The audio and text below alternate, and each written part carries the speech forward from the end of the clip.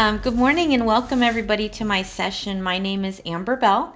I'm from Training Dynamo. I'm the founder, owner, everybody here at this company, and it's really a privilege to be part of another DynamicsCon.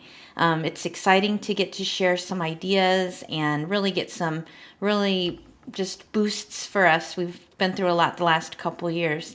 I'm really excited to be part of the Dynamics user group. I get to be part of all kinds of different things with Scale Up, and I'm also very, very excited to say that in addition to today's session, I'm also one of the speakers at the DynamicsCon live event that will be in September in San Antonio, Texas. So if you are ready to be in person and see us, go ahead and register for that as soon as you can so you can join my session down in Texas. We'll go have to check out the Alamo. I'm going to go ahead and get started with my presentation. As I mentioned, my name's Amber Bell. Give you guys my little bio. Oh, the session is if you are in the wrong room or in the wrong building or you clicked on the wrong link, we're in GP user to GP superhero. Is it time for a reboot? So we're going to talk about that today. Here's my little bio. My name's Amber Bell. I've done GP since 1999, which is bonkers, but been a long time.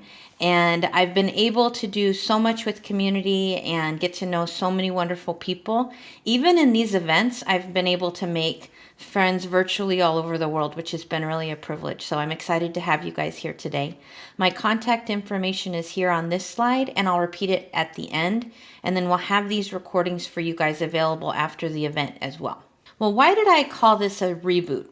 Everybody's been talking about different ERP solutions. You're going to be seeing sessions at this event, other events. Is it time to make a change?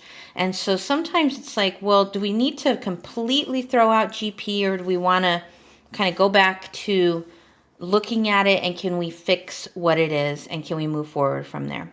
So we're going to go ahead and talk about what that exactly means and how we can make that work. In this scenario, I've thought of the one person who's been booted the most I can think of in my lifetime in the superhero world, which is dear old Spider-Man. He's been through quite a lot.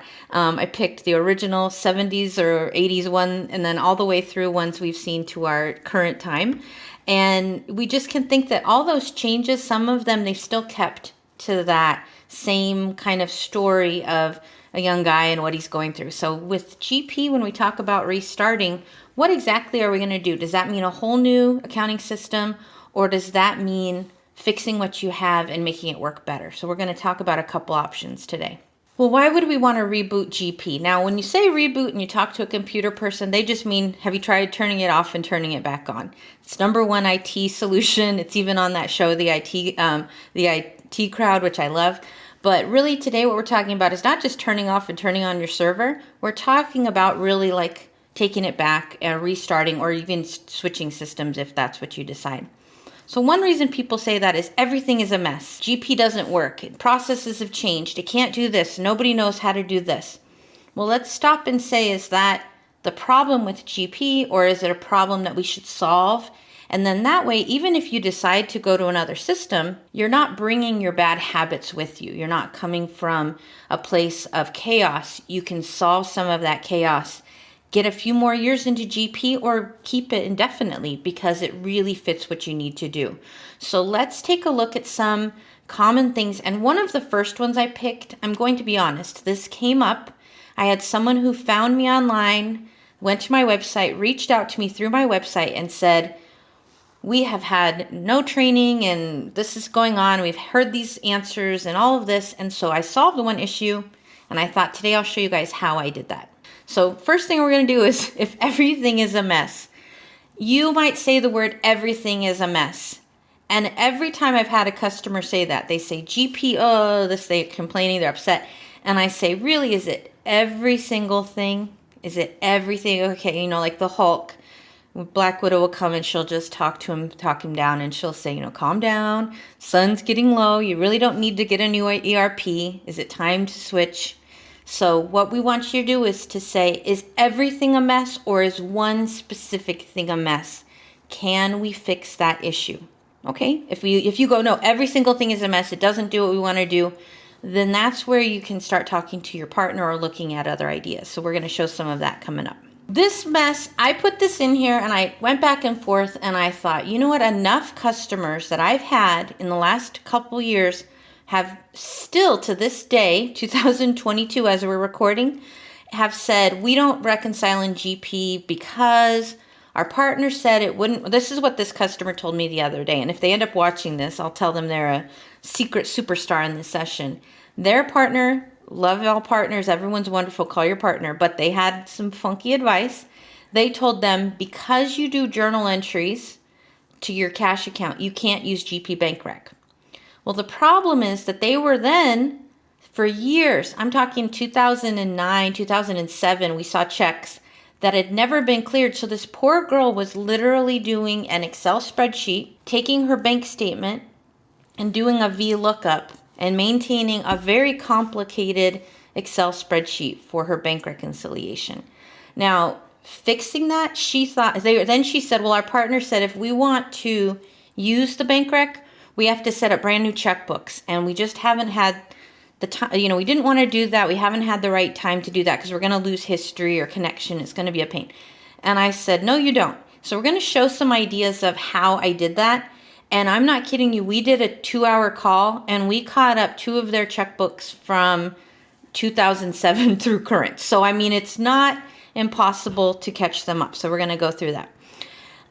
Entries are huge. The bank rec screen doesn't allow recurring entries or imports from Excel.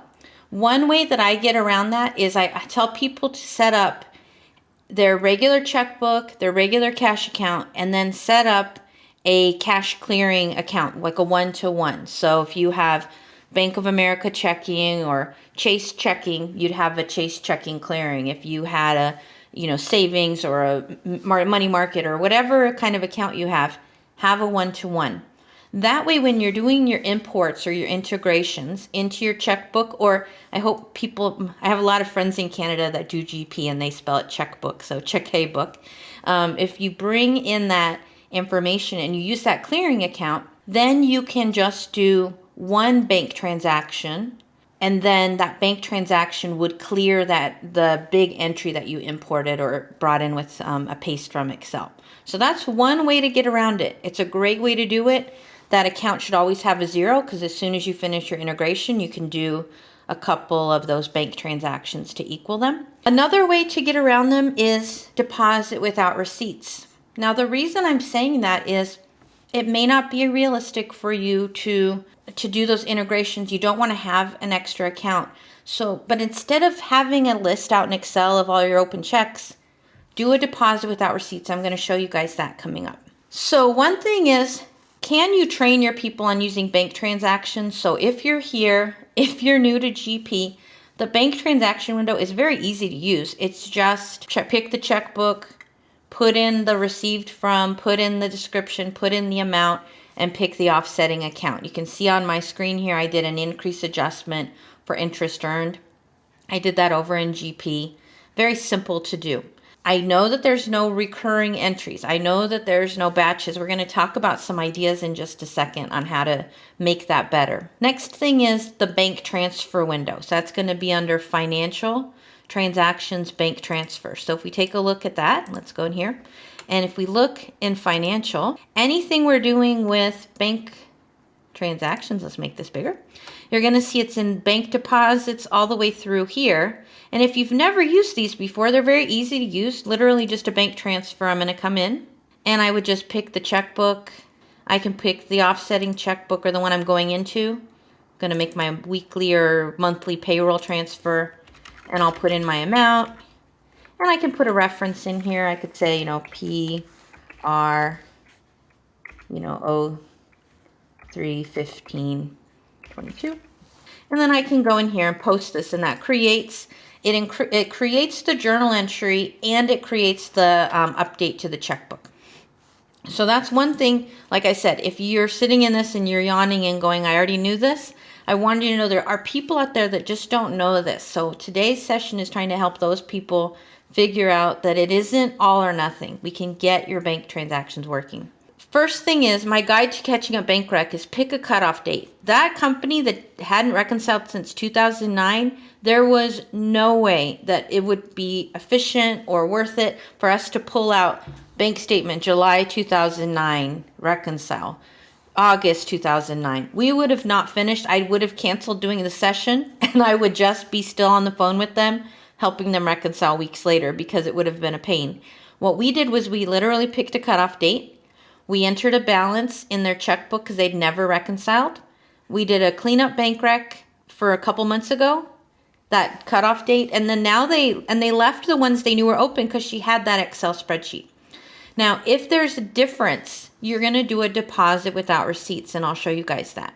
Now, don't worry, this isn't all bank rec, but I'm so passionate about this from this last couple weeks that sometimes I'm doing these sessions. We're all doing these sessions as volunteers, so please bear with that. This is really just a dedication and a thank you out to this customer that trusted me to help them catch up.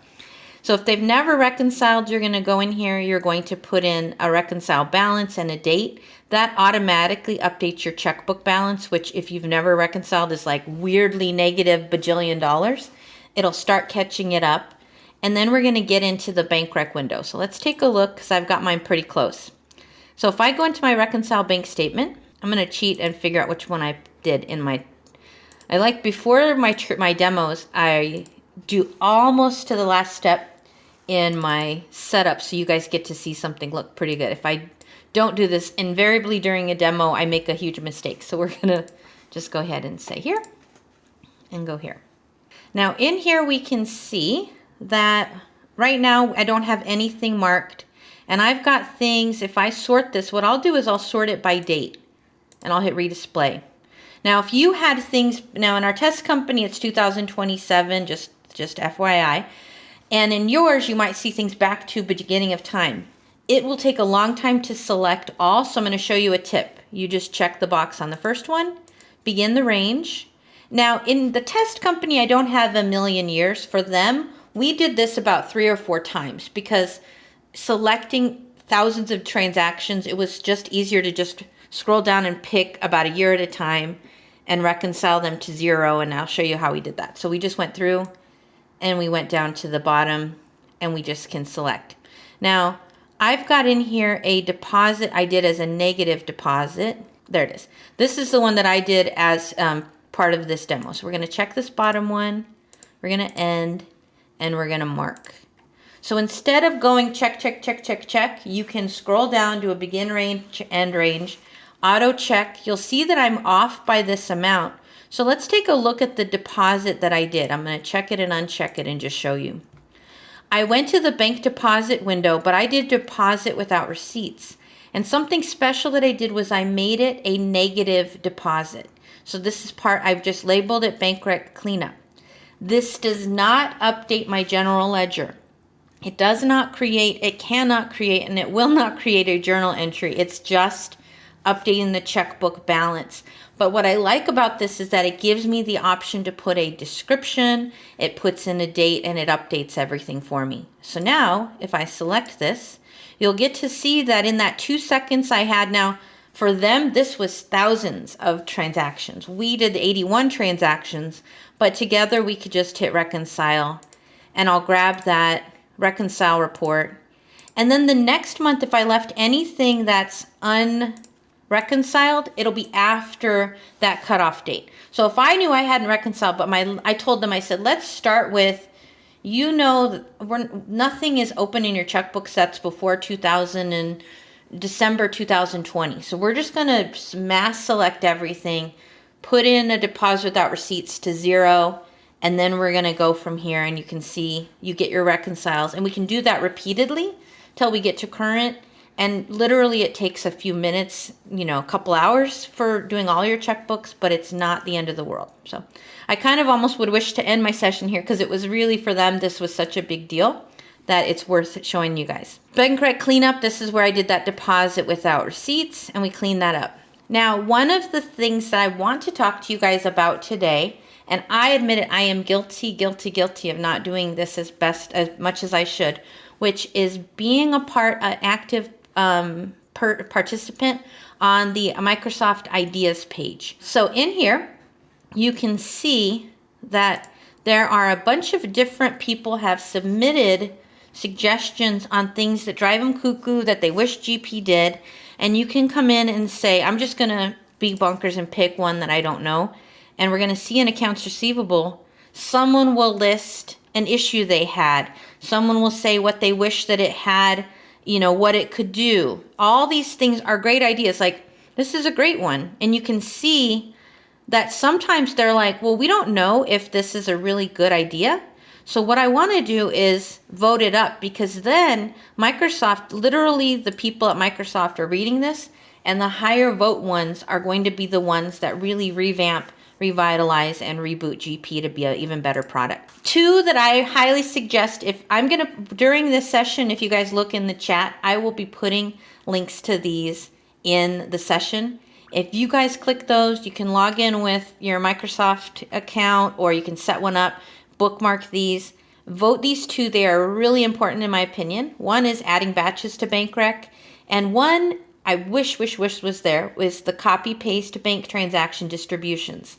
Kind of like what we do on the GL screen now. That would save a million billion people from having the excuse of not using bank rec. Number two mess people say is we can't find anything. The vendor IDs, the accounts, the item numbers, they don't make sense. They can say, I didn't start GP, I joined this company, they've used GP for 10 years, 5 years, 2 years, 5 months.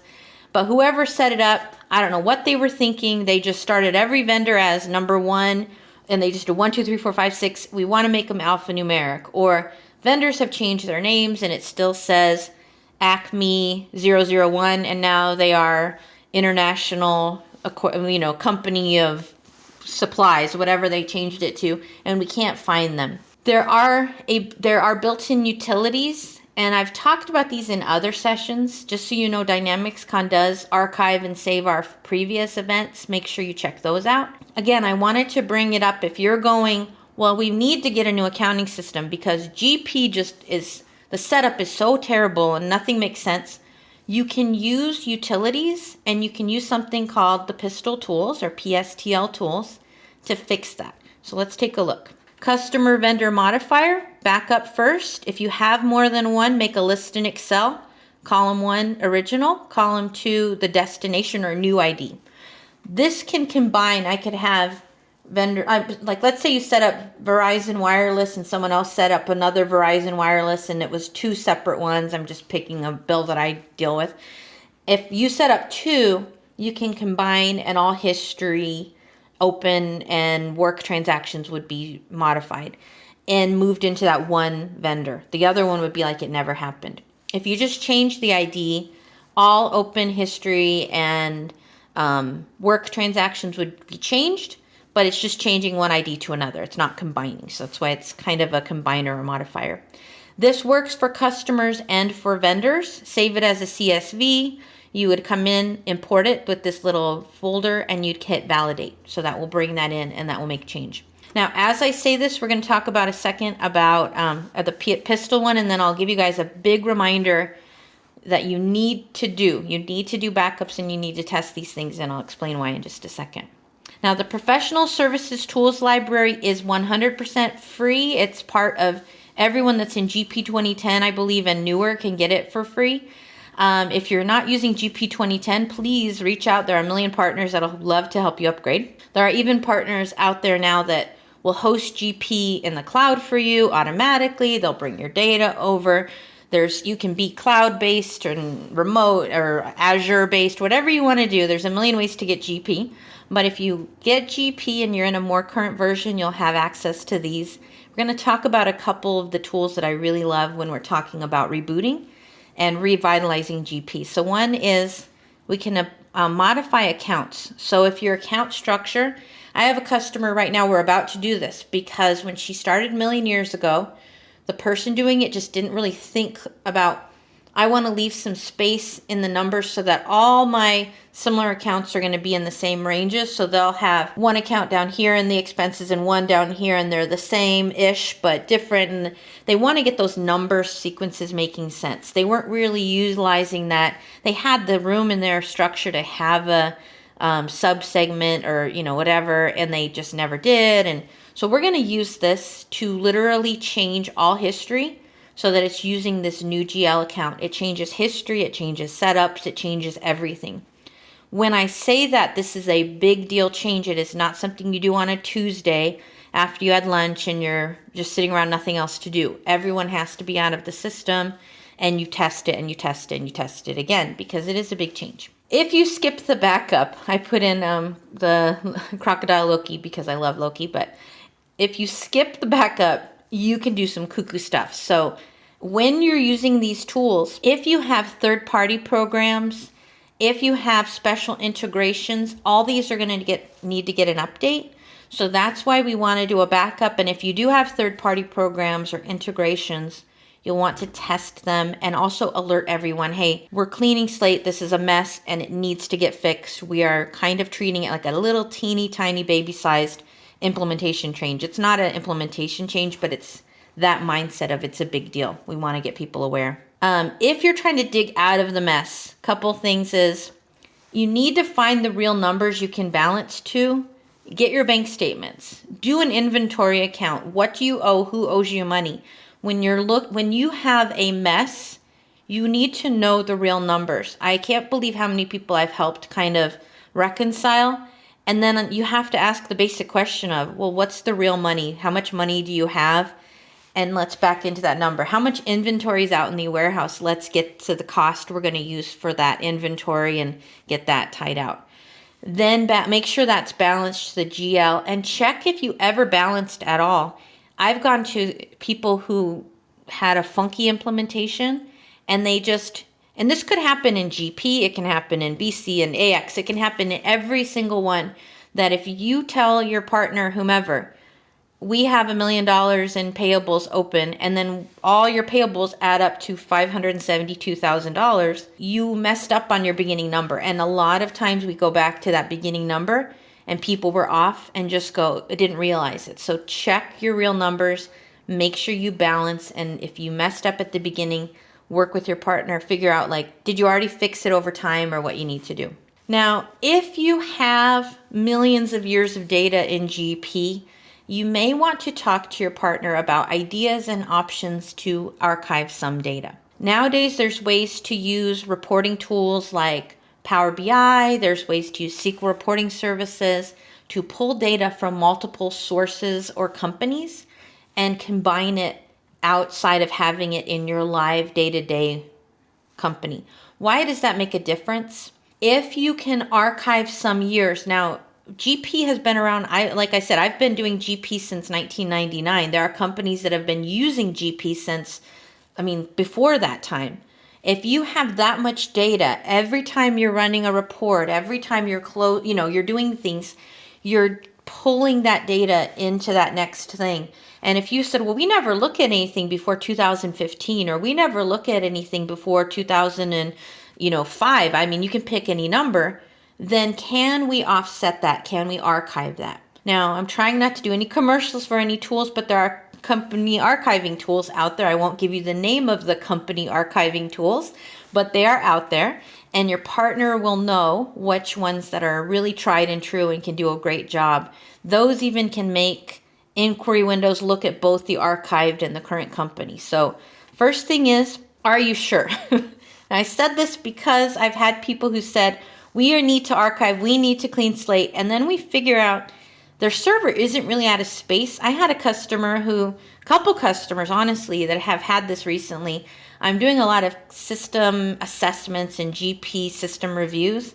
And what I have found is that people, someone in their IT or their partner have set up a backup and didn't set up properly, or it broke or whatever, failed, purge the old backups. So they have backups from 2 years ago, or, and if they have a huge database, it could be from 6 months ago, and they don't need it, because are they ever going to restore back to 6 months ago? So you talk to your partner, you talk to your IT, you figure out a reasonable number of weeks or months or whatever you feel comfortable with of archiving or backing up, and then make a clean way to make space on the server. Why do you want to archive? And it's an important question. If it's speed, if it's this, can we increase the space to the server? Can we do all this? Now, there are GP history removers.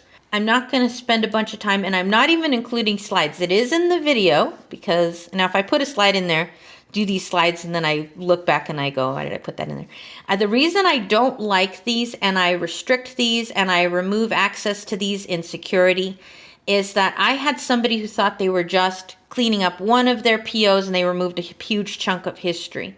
And you have to be careful, and it's like doing microsurgery. You're picking how you want to remove them, and now are you going to mess up a report? What are you doing? Why are you doing it?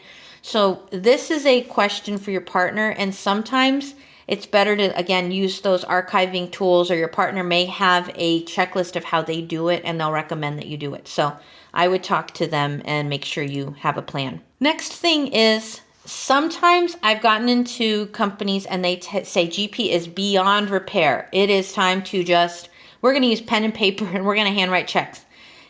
Get a second opinion.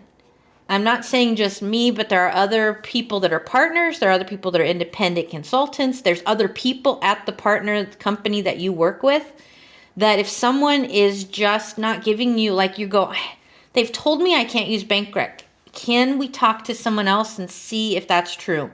They've told me that I'll always have those journal entries that won't post and that says the date is 00000. You know, they'll is that, you know, I'm hearing these things and it just doesn't sit right with me that GP can't do this or that I can't ever do this. Get a second opinion. It doesn't mean you have to sign a contract. If you find a better person or better fit and they're going to help you, that's always an option. You know, you're you. But I'm not saying to break up with your partner. I'm saying ask them to ask someone else at their company, or you can ask another opinion or put it out on the Doug forum. If you guys don't know that, that's free to use. That we're trying to build that up and put this out there. This is, I'm dealing with this problem and it's really bad. Next thing is get training. Is the problem GP, or is it that if we implemented BC or we implemented, any of those other ones that are out there, would we be bringing people along that don't know a good process or haven't been trained? Can you set up a new company? If it is real bad, we're going to talk about that option in just a second. And I have gotten to companies that it is so cuckoo what they've dealt with. And someone tried to fix and tried to fix and tried to fix and tried to fix and tried to fix. And then they tried to fix it in SQL, and then they tried to fix it in Access, and they just screwed it, all kinds of crazy. We want to talk about, well, do we need to get rid of GP, or can we do something that's basically kind of software free? It's just a services, and that's where a new company would kick in. If you're going to be getting a new system, figure out what you need before you start making those demo calls, because they're going to come in and it's going to be bells and whistles and look at the beautiful homepage in this and look how it's in my phone and all these things. You can do a lot of that with the GP options nowadays. So talk to your partner. Can we get you online? Can we get you a remote access? All of that. But those bells and whistles will blind you to the fact that I need this report, and this report. And I need to be able to integrate from this, and this. And I need to be able to have so-and-so do this. If you can do that, I'm not kidding you, you'll save so much money, because a lot of times consultants, this part is where the budget goes from, okay, it'll cost this much to implement GP, and we're spending all this time helping you figure that stuff out. So start that first. In here, I put a link, and I'll put this into the chat as well, as far as how to set up a test company in GP. I'll show you a couple more slides coming up about this. This includes the SQL script that needs to be done if it's going to be a test company with the same company name that you're pulling from the live company over to test. It has a script you need to run. So ask your partner, and in here, this is my little notes. I would say talk to them, because they may have different rules. This is what I did over time whenever I'm practicing doing my test company. Someone helped me figure out what I needed to do, and I made notes on it. But there's a lot of things you'll need to know. So I'm not going to say how to click all the stuff, but just talk to them. Now, let's say you set up that new company. You clean slated it. Amber, it is awful. We cannot recover. Use Pistol, and then we can use the company copy and not copy data. So this is under our Pistol window. So if we come back over, PSTL or Pistol, we go to the main. There's a few things in here. I've already mentioned we have options to do number combiner and modifier. We have all of that. But down here we have company copy. Now, if I was great, I would have set up a second company, but you would not want to sit here in a really boring demo watching for the long time for it to copy. But what it can do is you can say, I want to copy the tables involved, and do I want to copy the data or report options? I don't want to copy the data, but I want to copy, like that would copy my GL accounts and setup, my vendor accounts and setup. So you can copy them and then check it out and make some adjustments. You may want to adjust the first, document number, reset it to 0 or reset it to 1,000 or whatever it is you want to do.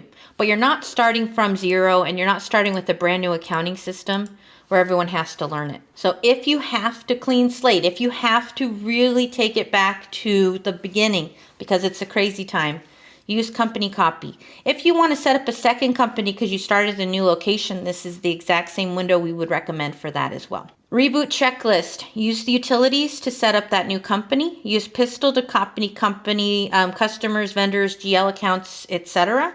And then use utilities and the Pistol tools to update IDs if needed. Well, what I've learned over time is that if you don't take time to find out what is causing the issues in any accounting system, whether it's the thing that you used to buy at Staples for $50 or something you spent $50 million on, if you don't figure out if it's the people, the processes, or the program, or a combination, you're just going to be every couple years saying, this program doesn't work, and switching. And I've seen people do that. I've seen people do that with switching partners, switching programs, switching employees. Get people trained, get your processes in place, and then figure out, do we really need to throw out GP, or do we really need to start a new company, or can we just pick a cutoff line and then, like that bank rec, I did not tell that company, hey, we need to restart GP. We just cleaned up that one thing that was driving them bonkers, and they're much happier. There are reasons sometimes to switch accounting systems, but bad data, bad processes, and bad habits are not reasons to switch. If you can fix those and address those, not only can you reboot GP and make it better, you can still have your people already have all the things they know and love, and you can also still have access to this wonderful community like we have today, and the wonderful ISVs that are sponsoring. And I know it sounds commercially, but I love them. That's what makes GP even better. So thank you guys. I hope you guys enjoyed this session. It was a passion project to write it up because it's something that comes up so often. So I hope that you guys can see that little things like figuring out exactly what you got to fix and getting those fixed can also just make it a better system altogether. Thank you guys again, and I'll see you in the Q&A, whether it's over here, over there. So see you guys there.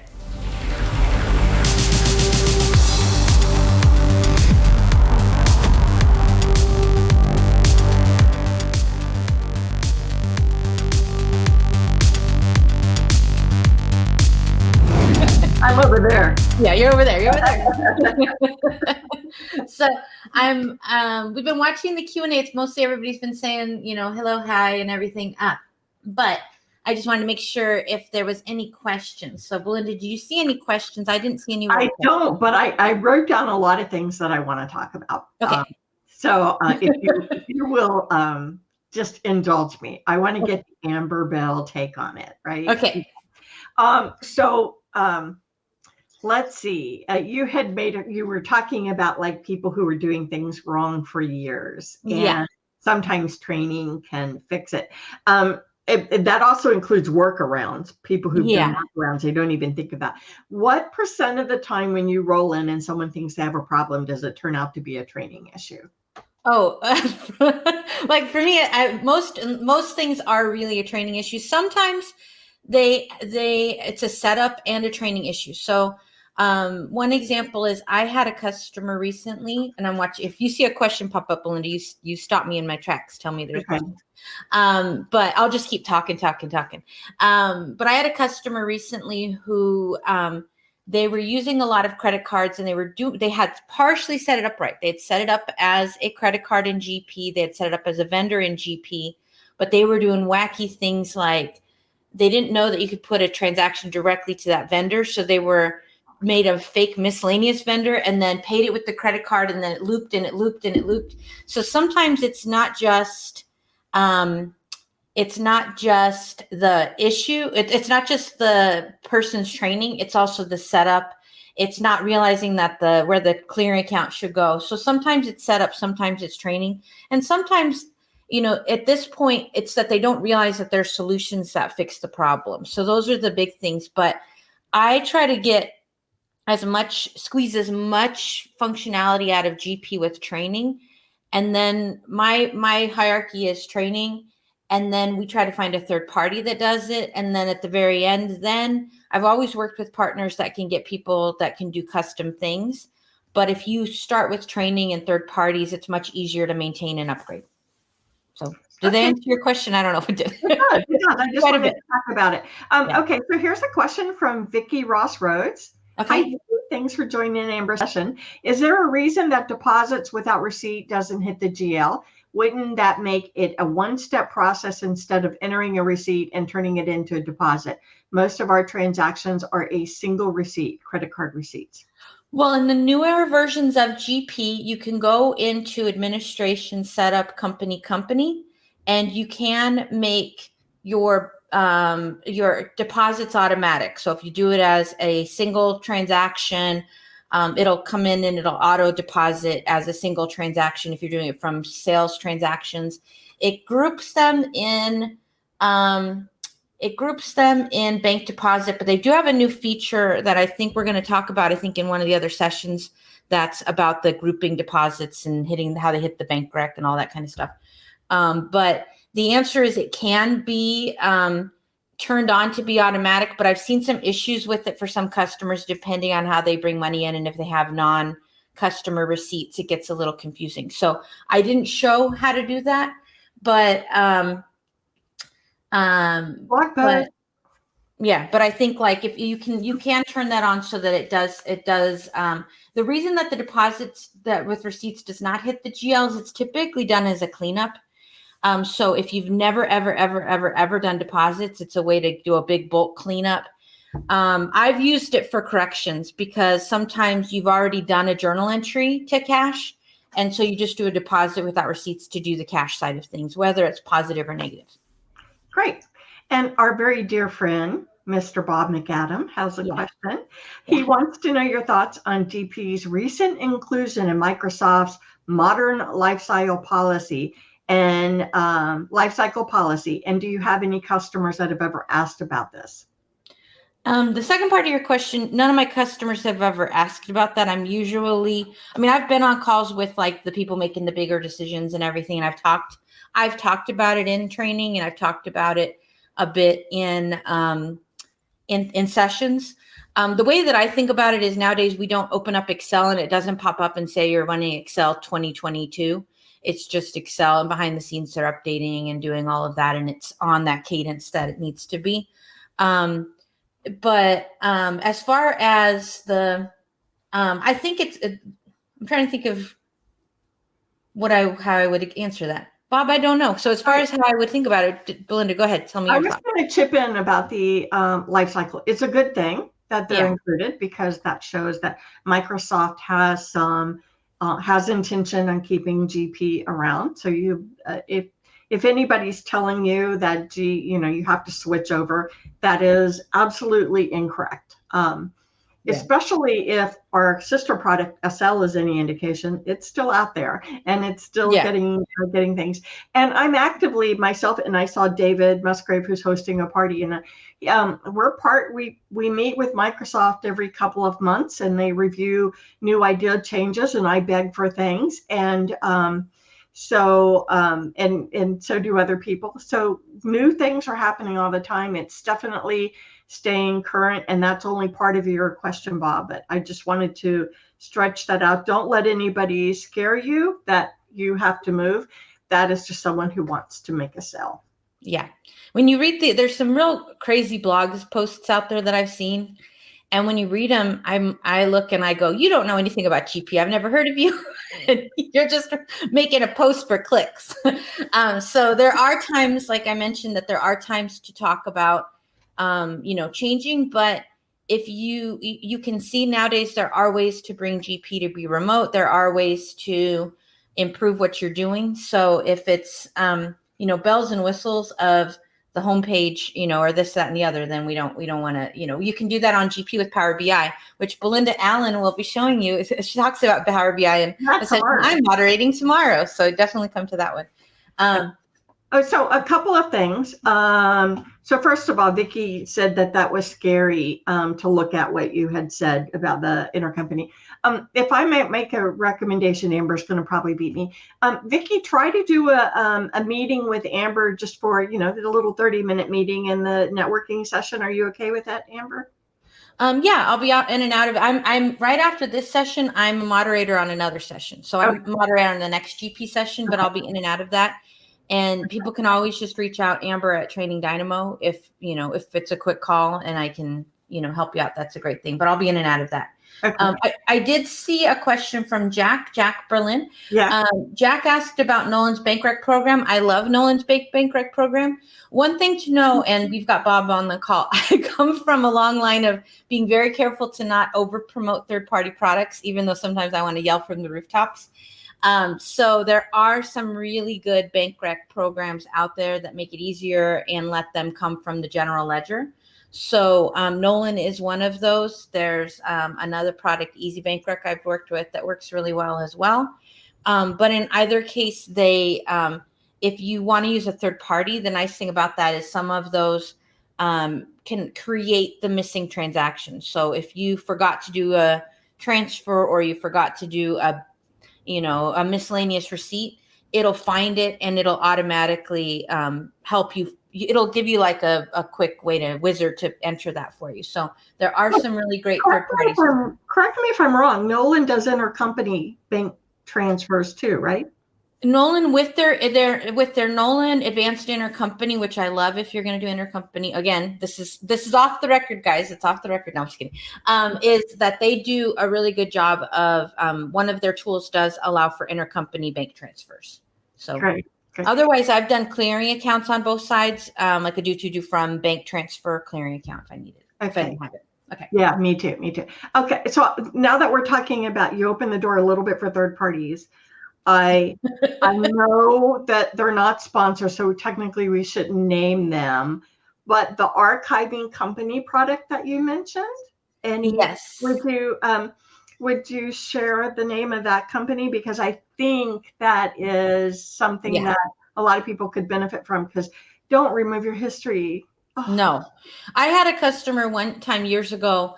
One of the people on the call is Charles Ray. I used to work with him for years and years. And I had a customer when we worked together that basically had me come and sit there, and I had to make this giant checklist and try to do all the GP removes in the right order.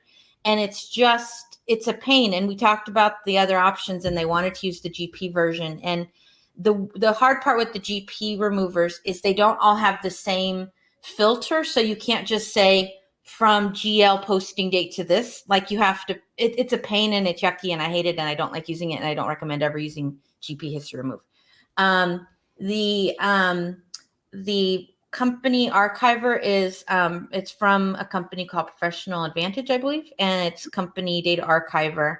And they have great support and they can help you. And what's cool about it is it automatically will create a second company, or part of the process is creating a second company that has up to that point. And then they make all the inquiry screens and reports be able to pull from both companies if needed. So definitely recommend that. If your partner doesn't know about it, then reach out to people in the Doug forums or on the networking here, and we'll get you in touch with partners that use it all the time, because it's a great tool.